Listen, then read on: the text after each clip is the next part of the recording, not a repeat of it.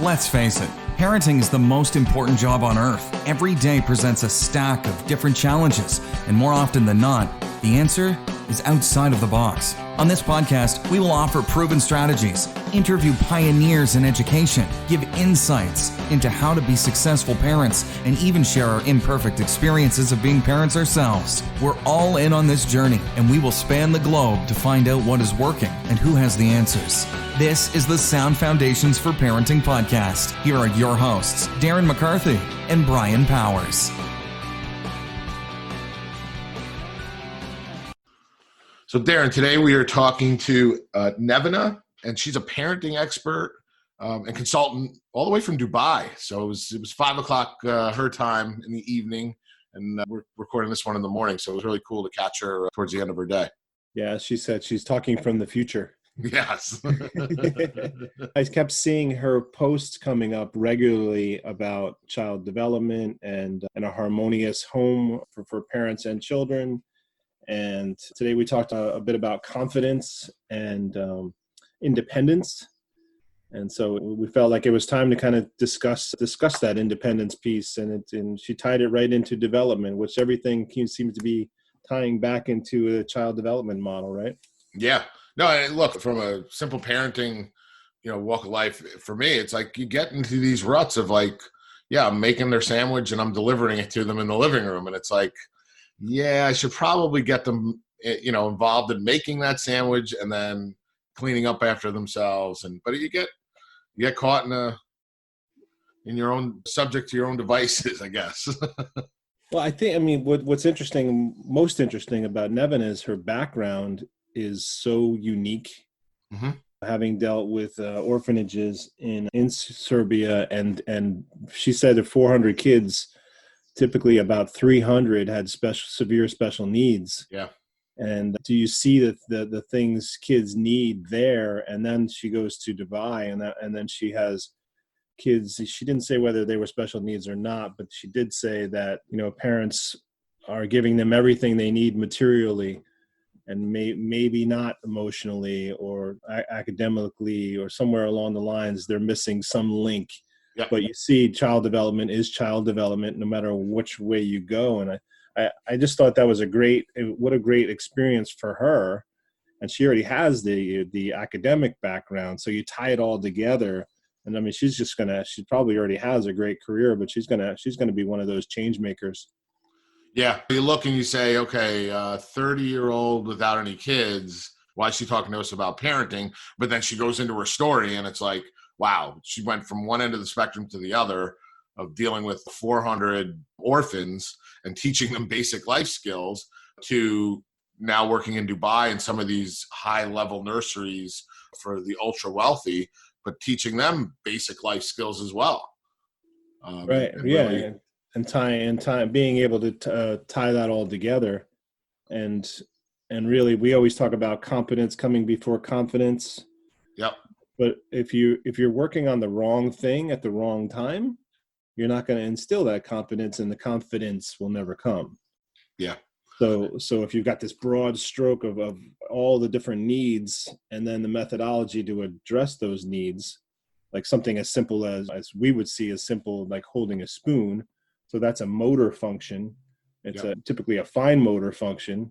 And the same thing with holding a pen. If you can't ask the kid to do all the writing and everything else, or feed themselves if they don't have the motor ability to hold, a utensil or actually something. Actually do it. Yeah. Yeah. And it's the same thing on the other side. If you can't ask a kid to be totally engaged if they have some kind of emotional piece or a disconnect, or they're being raised by a nanny that's not the parent, because the parent unit is what gives you, they say that the mother takes you into your heart, the father takes you into the world, is an old expression. I mean, whether it's true now but that's conceptually, it's not typically the nanny that does all that. But some people have unique relationships with their nannies, and they're phenomenal people. So it's real, but it's what a great vast difference. Big time. Yeah. She gives our listeners a freebie at the end, an ebook to download, and that kind of leads us into just kind of our kind of call to action before we get into the episode of go join Sound Foundations for Parenting Facebook group.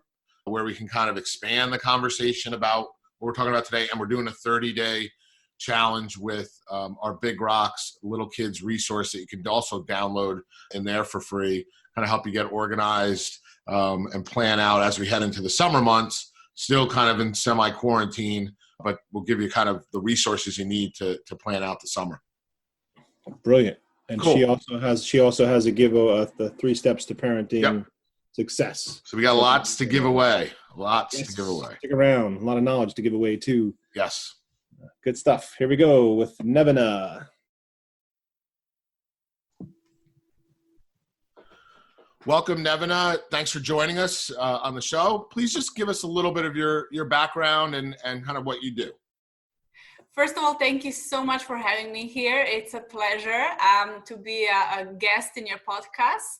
And thank you for doing what you're doing, because parents really need to share information and to get the information, and everything what you guys are doing is amazing. So yes, I'm Nevena Bazalac and I'm Harmonious family expert and coach, but things didn't start from the beginning like that. So I would just share my story with you in a couple of minutes. My background is actually in special educational needs. So I decided to go to university for special needs, which is actually child development and psychology. But there is a department, like a part of it, we study rehabilitation and child development. Another part is education. How do we educate? So it's like a whole circle from the youngest children up to employment of people with disabilities. And my specialty was actually really child development and motor development. How do we stimulate motor development? And because of motor development, first 6 years, I mean, not just for motor development, for everything, but first 6 years are so important. I was always so passionate to work with young children. And then as a student, I decided to sign up. I was back in my home country in Serbia, and I decided to go and sign up in our government orphanage and volunteer. So I signed up over there. We have, in that building, they have around 400 children. And unfortunately, most of them are with disabilities. So let's say out of 400, 300 are with disabilities. And it was an incredible experience, because everything you can find in the books, one case in a million, you're going to find it there. Because unfortunately, parents, there is still mindset, parents don't know what to do, and for many people it's sad to hear it, but parents just don't know what to do, and they feel it's maybe the best way just to leave a child in an institution. So for me, I joined over there. I was supporting them, first of all, in different projects. Those children, we're trying to put them in nurseries and schools, and then how we're going to transport and give them support. So there's a lot of volunteers involved. I also work with children one-on-one on their development. And it was a great experience for me, because I graduated actually as a top student in my class. And then I was like, oh, I'm studying with this in books, and now I'm going to go and apply. And I was like, okay, this is not working. Like, this doesn't bring me results. So what's bringing the results? So I became speaking with speech therapists, with other kind of therapists. Okay, what do we do and how we can, and I was looking for answers. And it was a learning experience for me, because I was starting getting results with children and progress. And it wasn't something that I learned from the books. It was actually a practical experience, which I find the most important one. And then as things evolved, I did so many different things with children in school, supporting with families, parents. And I was actually on a project over there where we have some children who are taken as a part of social services, and they're taken in institutions because maybe parents are drug addicts or alcoholics. So, but still the parent will have a chance to, if they recover and if the social services feel they're better, we want that child to get back to their parents. So we had this center where we'd have we call it a daily center, where parents would come, they spend a few hours with the children, rebond again, and we would also do sessions with the parents so we can see if they're ready to take back the child. So it was an incredible experience. However, I'm very ambitious and I love trying new things. So I decided I want to leave Serbia. I was looking for new opportunities, and I got opportunity to come to Dubai and work in a nursery. So they needed somebody very urgently. They put me on a teacher position, and I was like, yeah, I'm excited. I want to learn. I want to see. And now I'm in a little bit different environment. Actually, it was a very different environment. I'm going to tell you about that as well. And then after a few months, they asked me, look, you're very good. Actually, there was a big merger of companies and they need managers. And they asked me, okay, we would like you to manage a nursery. So everything happened very fast, and I was managing a nursery for almost 3 years. Out of that experience, being in Dubai, like I said, I was in orphanage, so sometimes we don't even have nappies. They run out of nappies. They need a lot of charities for those children. And then I'm coming to Dubai. I'm working in Palm Jumeirah, which I don't know if you're familiar. It's like one of the most exclusive parts of Dubai. I'm running the nursery over there, and I'm seeing parents having everything. And I'm like, oh my God, they drive Range Rovers, and it's like a normal Dubai lifestyle, yeah, for them. Right. And they're like, why my child has a scratch, and why is this? And I was like, it's just a scratch. What's the big deal? So for me, it was complete. And then they were like, oh, you have to call a parent and let them know that the child has a scratch. And I was like, what? You went if from one somebody extreme called to the me, next. I'm at work, I would think my child is in the hospital. Why would I call them for a scratch? Because the mentality was completely different. Those parents were working, and then you wanted also to build a relationship with them. So even if something happened, they know, they're familiar. But for me, it was like very, very a big learning experience. I was like, I don't understand, because I was with orphans, right? So nobody would, care except us who are there. And then I'm like, what's happening now? So I get to come and work with different families. And what I notice is that you think sometimes, oh, we don't have this, or we don't have money or car. And a lot of people in my country also, we don't live lifestyle like it's here in Dubai. So I came here and I said, these people look like they have everything and they are unhappy. They have 2 nannies. I even had families with 3-4 nannies. Like, can you believe somebody have 4 nannies? One woman came and she had only 3 children. I said, why do you need 4 nannies? One for her. So it was completely different for me. And I was like, okay, so what's happening here? What's actually, what is the factor that relates to happiness for parents? Why are some parents happy? Why some parents find parenting easy and another find it very difficult? And this is also something I would like for us to discuss today or in the future. Mm-hmm. And I became very passionate. And in the meantime, I did so many other things. I was training teachers as well. So I do a lot of training. But then after 3 years, I decided to just do my own thing with the coaching, the consulting, and doing a lot of training. And I'm now basically, having my own company. I was consulting different nurseries and training their teachers. And I also work with families where I want to help them get that harmony back. Because a lot of families, especially at the age, I usually work from age 2 to 7, because in the first 2 years, everybody are excited, we're having baby and it's cute, but then maybe have a second child. And then you're like, okay, our relationship, it's not how it used to be. These children after 2 are just crazy. They're driving us crazy.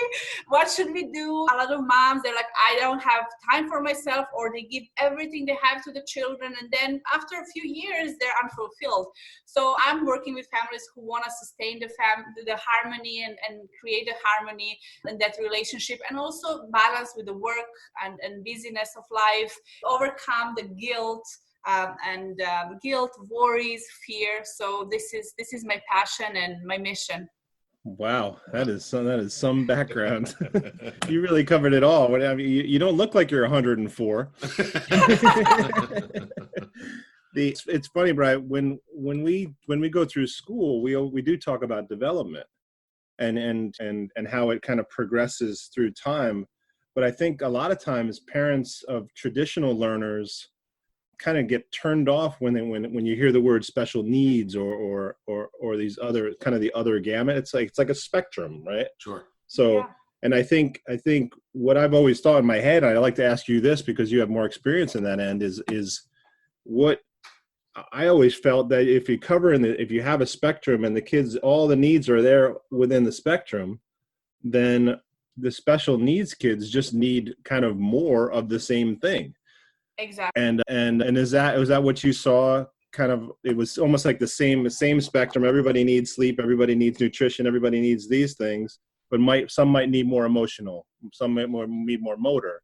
It's funny because in English language it's still special needs. In my country, it's not allowed to call it special needs. It's translated in Serbian because we realized in my university, we were also discussing with professors, and they said they don't have a special needs. They have the same needs. They have a need for love. They have need, but they fulfill those needs in a different way. So if they have a need for education, but the education for them needs to be a little bit different and adjusted. So the need is still there, is the same need. The need for having friends and playing with their friends. If the child is wheelchair, they have the same need to bond and have a friendship, but they're going to fulfill that need in a different way. And this is how we want to look at it. Yeah, you see the importance of language. You're absolutely right. I mean, it's not a special need. It's the same need. Yeah. Maybe more so for the traditional learner sometimes with the emotionality, and maybe they don't get their parents' attention as much as the other one. Yeah. I like to mention this. We're not going to go into depth today, but the whole school system, we know the whole school system is about a box, and we all have to fit that box. So there is this image where they put an elephant and a fish and a monkey and a bird, and they said, okay, the exam is to climb the tree.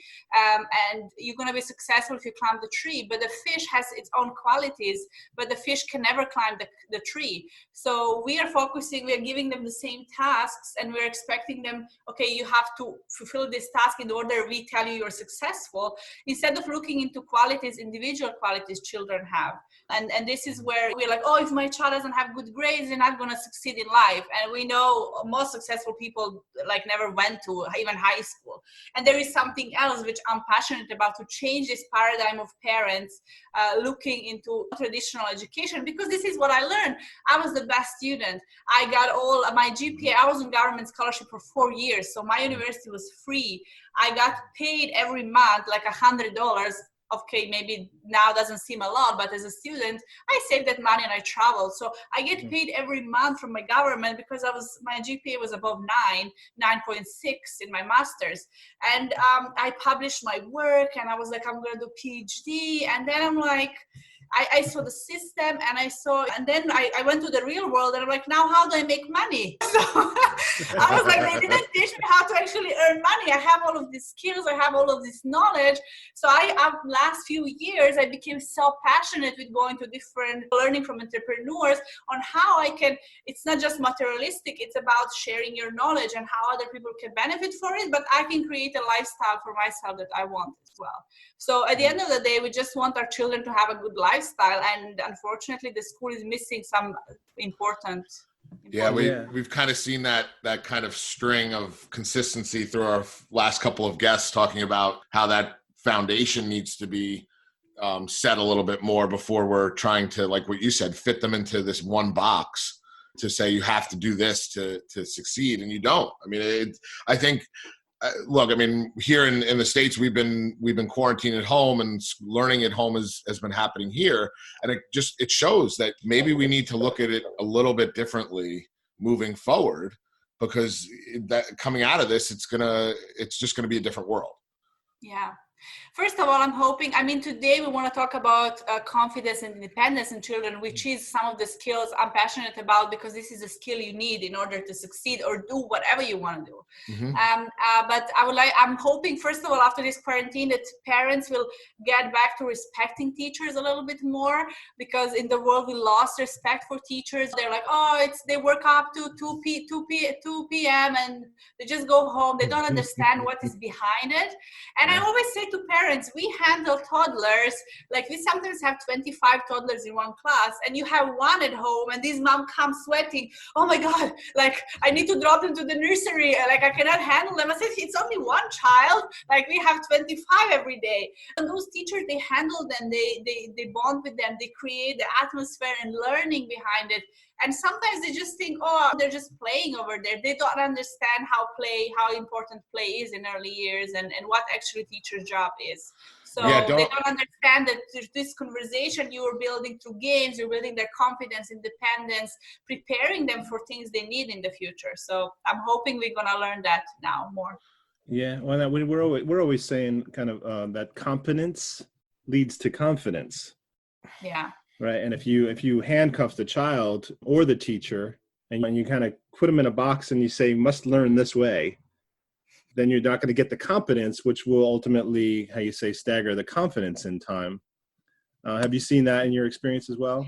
Yes, absolutely. And what I like to share these concepts also with parents and families when I work with them, because when you want to become a parent, I am not a parent yet. So I daydream about the children I want to have, and what you want to do. If you want a girl, you want to make her hair, and every person does that. Yeah, we want to daydream, and I'm sure you guys did that. Okay, I'm going to have a boy and we're going to play football.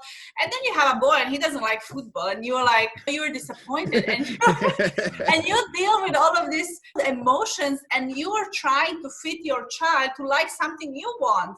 And we forget that we actually don't understand that they're own individuals. And a story that I like to share also is that when I was in orphanage, we had a lot of families coming from different countries, and they wanted to adopt children. So I was very young. I was like 20 years old, very new at the center, and their families were coming. And I thought maybe they come and they spend some time there, they bond with a child and kind of choose a child. Yeah, this was my vision, because it's important that you have a bond. Mm-hmm. So I spoke with the social worker and I said, okay, do they come and they like bond and choose it? She was like, no, this is not a supermarket. You don't choose a child. And I was like, but isn't that better? Like they would have a relationship. And she was like, no, because when you are pregnant, you don't choose which child you're going to have. You don't choose a boy or a girl. You don't choose a boy who's going to like a football or a girl who's going to like ballet or playing piano. You don't get to choose. So this is what you get. And I was like, first I was like in shock. And then I was thinking, I said, this makes sense actually. And this stuck with me up to this day, because I'm seeing parents having these expectations from their children. And when I'm like, this is not, you wanted this, but your child, you couldn't choose it. They want something for themselves. And they're very, at young age, they know what they want. Well, let's talk about that. So what age do you start to work on confidence and instilling independence and that kind of stuff? Because like before we got on this, I was kind of being the waiter at our little diner here and delivering breakfast and that kind of stuff. And I'm thinking about this, like, when do we start to? So I would say from the earliest age. Babies, for example, at the nurseries, and some parents are like, oh my God, nobody's paying attention to my child. So when the girls who work in a baby room, for example, in the nursery, they have sometimes 10 babies. It's 3 of them, 4 of them. And you cannot carry like 3 babies at the same time. So we teach children to soothe themselves. We teach them to put them in the bed for them to fall asleep. And this is, I'm sure you had sessions, you told me about sleep routines and stuff. So you teach them for them to kind of sometimes learn to, of course, we want to feel their need. If they have emotional need, yes. But we also want to teach them that it's okay to be on their own. If you're a mom or you're a dad, you want to do something, they should be able to play by themselves and learn how to entertain themselves from the earliest age, not always get 100% attention and be dependent on our attention. So it starts like this. And then they should have like a playtime just by themselves, okay, here you go, you want this book or this book. And even with the babies, when they start sitting and we start giving them, handing them books, we can choose them, you want this one or this one. They don't understand yet, but you just tell them, okay, you chose this one and you give them. So you start at the earliest age by giving them choices of what they want, because they're individual beings. They love to make decisions for themselves. We love to make decisions for ourselves, what we want to eat. And I definitely start from those small things. Once they start eating, I always tell parents, give them 2 snacks and ask them, okay, do you want this one or this one? When you take your children to the supermarket, ask them, okay, go pick which vegetables you want to eat for dinner. And this will make them feel confident. I don't know if they want more vegetables. Yeah, they're gonna come back with the candy aisle in the car. No, they're gonna choose pizza. But you give them I always say, we encourage healthy eating. And you give them 2 choices and say, this is your choice, you choose. You give them a decision making, but you don't give them something, no, you're not going to have this, but you can have one of these 2, which one you want. So this helps children build their own confidence and independence. Okay, I'm making my own decisions. Some children very young, they even want to choose the clothes they want to wear. There is no way you're going to persuade them, wear this dress. No, I want this and this. So, and we should respect that. So I always say at the earliest age. And I've seen families where they actually rely on the child to make like a dinner decision. So here are the 4 menus. Where do you want to eat and what do you want to have? And it's almost this opposite approach, like where the child is the parent making all those difficult decisions. That can be confusing, right? I mean, it confuses the whole process. We shouldn't forget that we are the parents. So you still should have your authority, of course. You're not going to let your child make all decisions for themselves, especially when something is a danger for them. But it's those small decisions when, especially a lot of parents are struggling with picky eaters. So now that we're mentioning food, definitely when you give them some authority, it's gonna help. It helps so much with picky eaters. What do you want to eat? You want this and that, and they're gonna choose what I like. Because when we force them, we're not gonna go into that topic in depth, but when we force them, we just have opposite effect. So it's not helping. I'm not someone who is saying never say no to your child or just let them choose whatever they want. No, there has to be a balance. So it's very funny. I love working with children. So I'm very not strict, but I speak with the children like they're adults. So when I'm with them, I ask them, how are you? What's happening? But then at the same time, I'm very playful when I'm in the classrooms. I'm very playful. I always smile. I play games with them. I can be silly. And they love this balance because I treat them like equal to me. I don't treat them, you're a child, you have to listen to me. No, I respect them. But then at the same time, I can be on their level silly. So this balance also works very well. Brilliant. Yeah. And so on the two worlds that you've been working in, well, 3 or 4 now, right? This idea of giving them choices. When you were working in the orphanage, obviously you had to kind of allow them that degree of independence. And then in the next setting, you had to kind of almost like coach the parents out of what they were doing and putting them into this independence piece. How did you do that? I always say for me, it was in orphanage, what I learned is that, and also with children, let's call them children with special needs, but something that's very typical and easy for you. For example, your child holding a spoon. In orphanage, I literally had to spend months to teach a child to hold a spoon because for the nurses over there, they have so many children, so they just put them on the table and they feed them literally. Okay, because this is the easiest for me, I need to go to another room and feed the 10 other children. And I was like, okay, girls, like I understand, but it would be easier for you if these children know how to eat by themselves, but it's a process. And they were not trained. They were just nurses. They were cleaning nappies, providing medical care. So they were not actually educators and understood that importance. And then when we have parents, sometimes they're overprotecting also their child. And I'm like, it's not about you. It's also for parents in the house. Oh, he's making a mess. I'm just going to feed him. I said, I know. Nobody likes mess, but you want to look at it as building their independence when they eat by themselves, when you give them the spoon. And sometimes we don't appreciate how those skills are easy to, because they also have role models. In the family, your role model, you sit on the table, you eat. And you come to the orphanage and you're like, why they cannot learn how to hold the spoon? Because they never actually saw somebody sitting with them and eating with them. So it was a completely different perspective, but a big learning experience for me. Wow. So, I mean, do you have like a developmental model that you kind of learned along the way, or is this like some coaching and mentorship? And like, how did you learn what you learned besides experience? Yeah.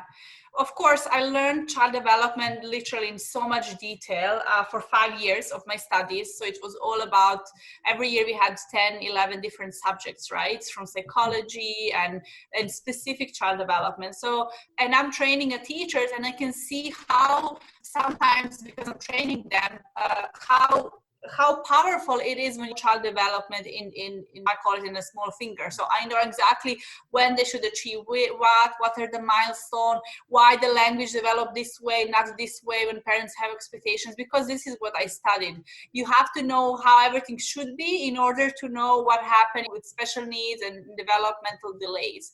So what was your question again? Sorry, I got lost.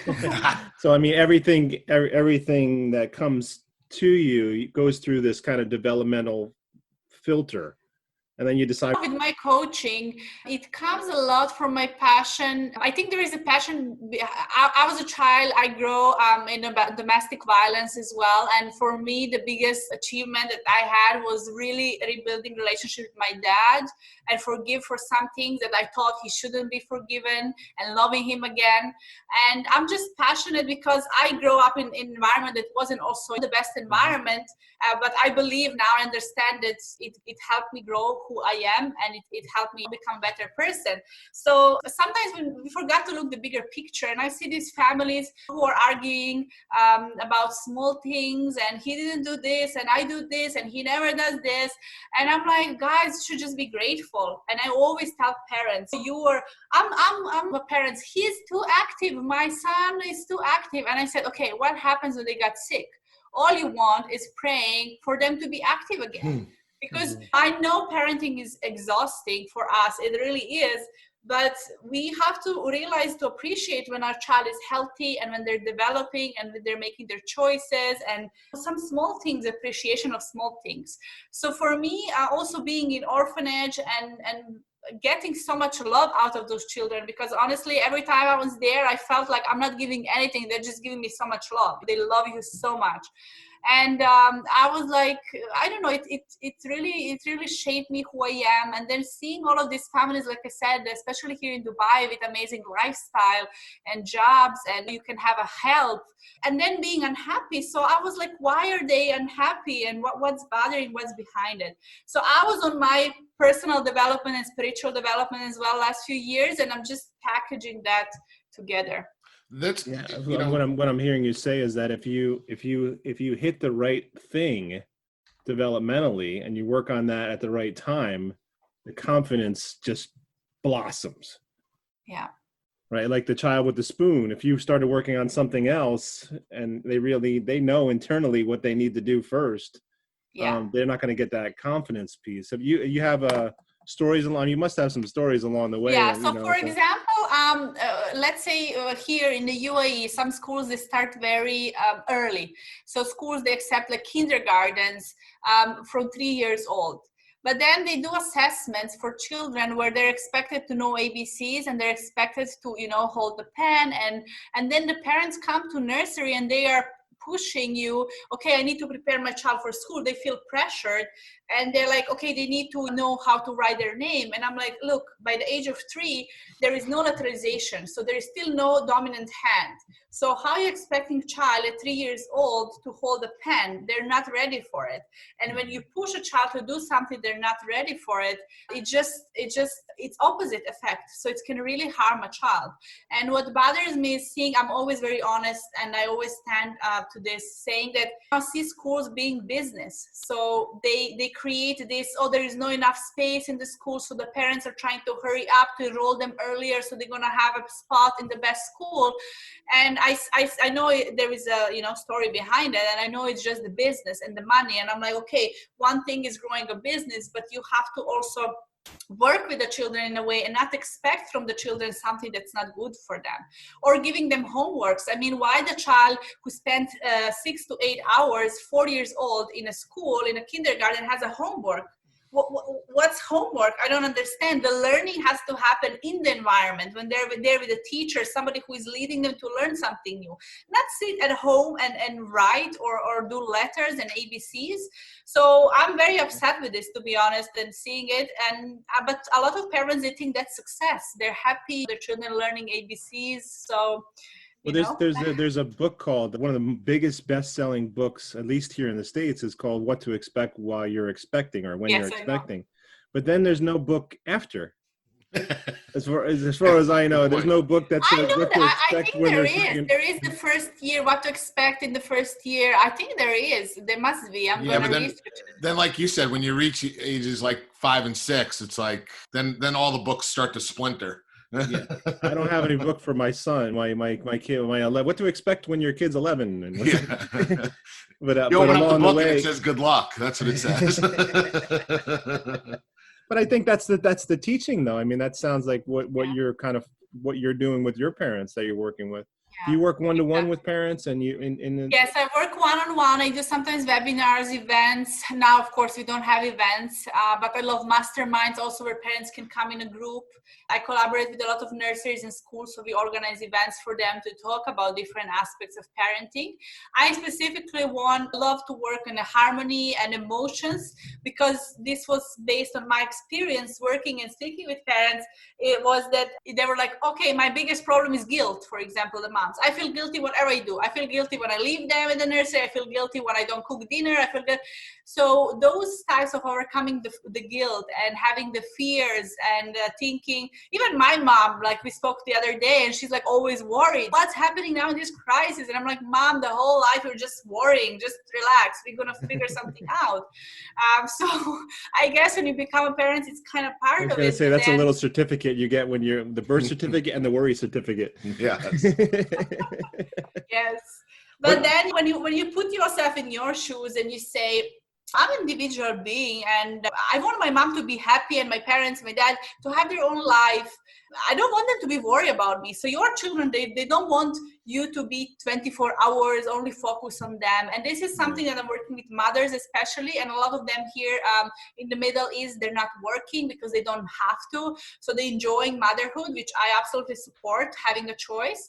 But then I tell them, look, I want you to do something for yourself. It doesn't matter if it's a hobby or something, but don't give everything to your children, because in a few years, you're just going to say, okay, my children now left the house and what now? Who am I?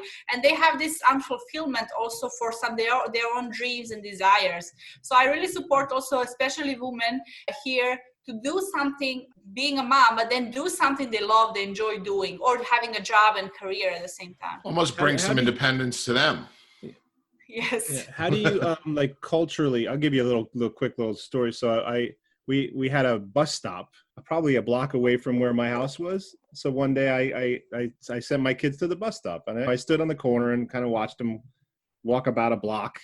And I got 3 text messages. Where your kids are? All these, like, everybody's texting me, telling me, and what's the culture of independence where you are? Like, how do they feel about kids? I think it's changed a lot. I don't know how it was when you guys grow up. I'm 29, almost 30 now. But when we grow up back in Serbia, we were not supervised all the time. I personally grew up in a farm, and we had like neighbors and children in other houses. So I just remember they were calling us, "Where are you? Come for dinner." Like, they have no idea where we were. We were just playing, and there was a lot of animals around, and we would see snakes, things like that. But we had that freedom. Of course, but it wasn't like a supervision all the time. But now I see, even back home and here, it's like you have to supervise your child all the time. I don't know. I think that the times maybe change. I don't know, or we change, but it's definitely the same here. Like, you don't let children. The other day, there was a young boy, like 5'6", actually last night, and he was driving a scooter, and I'm like, who is with this child? So it was also me, like, he's on the street, like, who is with this child? Yeah. So I was turning around to see if the child is, by himself, just for the safety. There was a lot of traffic as well. But I think, I don't know, it depends where we're growing up. When I went last year in Zanzibar island, Tanzania, and in Africa, and it was an incredible experience. And those children are just by themselves all day long, walking on the beach, playing games. And I'm thinking, when we come, we are like looking at our children all the time. Don't go in the water. Don't go here. Don't. And those children are just walking the whole day long. So I don't know. I think as we are developing our societies, we are becoming more worried and more supervising. It's very much the same here. And Darren and I grew up in a similar situation, probably to you, where there was a lot more independence and the ability to kind of go and explore. And then get called back for dinner at the end of the day. But maybe talk about that. As I feel like, as a society, we've kind of are hawking our children and watching them so intently that it doesn't allow them to have independence and confidence. What are things parents can do to kind of instill that and make that happen? I always say from earliest age, start teaching children, teaching them everything they can see. So from the youngest age, if you're, for example, you mentioned you're making sandwiches, why are they not making sandwiches for themselves? So sometimes we enjoy doing something. I love enjoying and cooking also for my friends and stuff, but we want to think, okay, let's say your child is interested in what you're doing in the kitchen and they love these things around the house, right? When they're very young. So you can teach them, okay, this is where you press the button, and this is how you put the carrot, and this is how you make a juice. So you teach them, and this is also very good now for parents in quarantine. They're asking me how to keep them engaged and busy and learning. And I say, everything you do, try to engage them as well. So if you're cooking, you explain them how to cook. Teach them how to cook, teach them that the oven is very hot, let them put the hand close by, and they're going to learn what the risk is. And then when you go on the street, you have to teach them, look, You have to look left and right when you cross the street. This is what my parents told me. You go to school tomorrow, you just look left and right, and then this is the pathway for school. And I was walking 1 kilometer. So that was it. They just taught you what's important, what risks are there. I always say also, when we were talking about giving children decisions, so it's very important children want to do what they want to do. So let's say the child want to rock the chair. Yeah, we have this all the time. They're rocking the chair and we tell them, you're going to bump your head, stop rocking the chair, don't rock the chair. No way, you're not going to stop them. And then I say, okay, we did this in a nursery. And I tell them, look, if you keep doing it, you have a choice. You can stop doing it or doing it. It's your choice. But if you keep doing it, and you fell down, I already informed you that you can hurt yourself. So when this happened, it was your choice, and you have to deal with the consequences. Don't come crying to me. Don't come crying like, oh, I bumped my head, because sorry, it was your choice. So they learn very, very quickly, okay, I made a choice and this was the consequence, and they have to deal with it. So this is a part where we can also build their independence and understanding that there is a consequence sometimes to their behavior. Right. You give them the language so that they know the potential result. Yeah. Yeah. When parents are saying no, I always say there is no point, especially with very young children. They're like, no. The child want to know. They're climbing the table and you tell them no 5 times. They're really interested why you're telling them no. They're like, I really want to find out what's there because they're stopping me going there. So you have to explain them, okay, when you climb, you can fall down. So they have to understand and why you're saying no to them.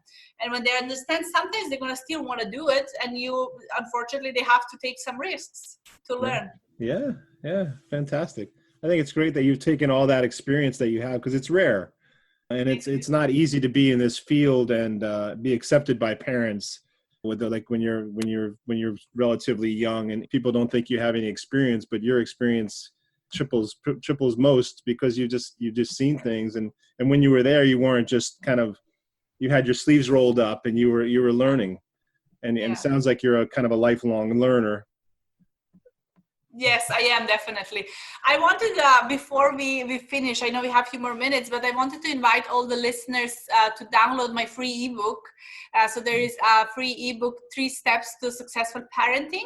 It's actually a part of, I have one book published already. I'm gonna share that with you as well. But my second book will be published soon, probably September, October.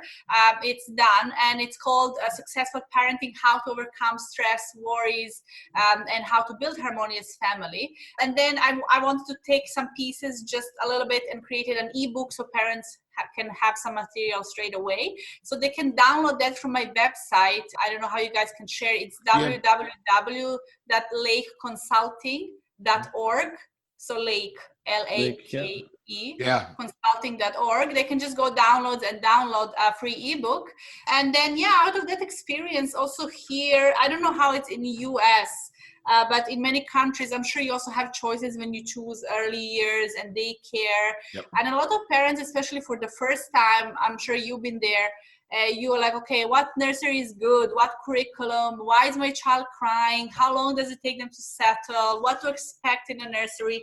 So I took all of my experience. Actually, I asked myself, these parents come every single day. They ask me the same questions. And I'm like, is there a book to explain them? And I Googled it. There was nothing like that. So I decided to write a book. So last year in August, I published my book. It's called Nursery Yes or No, where I wanted just to share information.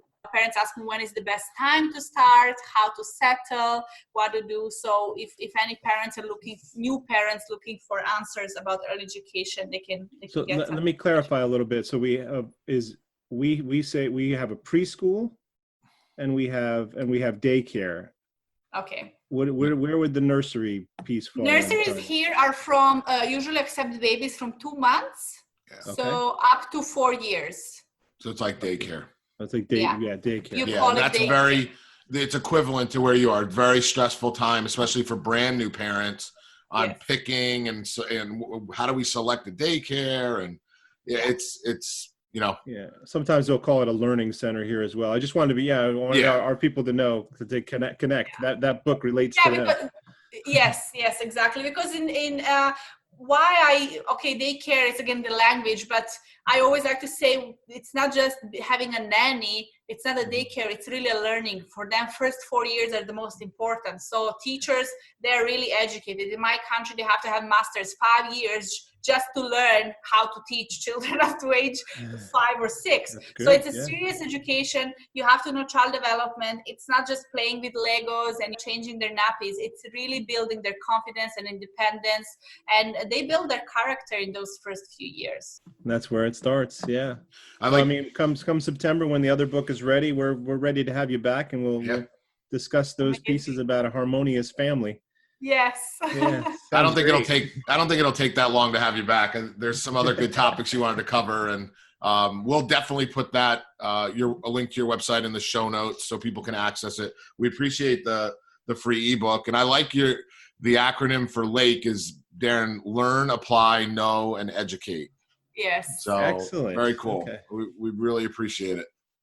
Yes, it's a circle, because we have the knowledge, but then we're not applying it, and we don't have any results. So the results comes only when we apply. I believe each one, I'm learning that through growing my business, that if you call 50 more people, potential prospects, for example, you might get new customers, but you're not doing it. So there's some paradigms that are stopping you, some beliefs, and that's why I say we learn. We want to learn something, and then we want to apply it, because when you apply, you actually know it. Only when you apply something, and then you want to educate others, and then that's where people get, like you guys, you now want to share because you apply the knowledge and you have this experience, so you want to share with others. Absolutely. That's brilliant. I can remember that now. Good stuff. All right. We like Brian said, we're going to do the show notes, and we'll send people to your website, and we'll definitely share on all our social media posts. So we thank you for coming, and we really appreciate you.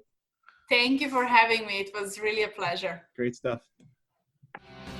Thanks so much for listening to this episode of the Sound Foundations for Parenting podcast with your hosts, Darren and Brian. Find them on social media at Sound Foundations for Parenting. And if you enjoyed today's episode, please leave a review and subscribe. And we'll catch you next time on the Sound Foundations for Parenting podcast.